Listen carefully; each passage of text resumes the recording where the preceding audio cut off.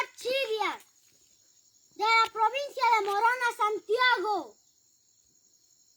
Soy de la nacionalidad Shuar.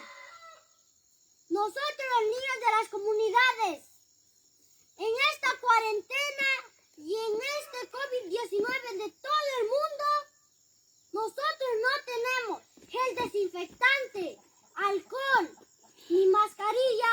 Nosotros nos desinfectamos con agua y el limón. Y para tener buenas defensas, chupamos naranja y mandarina y limón. Y para hacer gárgaras, hacemos gárgaras de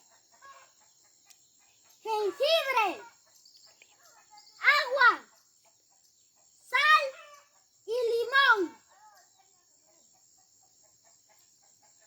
Y para también tener buenas defensas tenemos que inhalar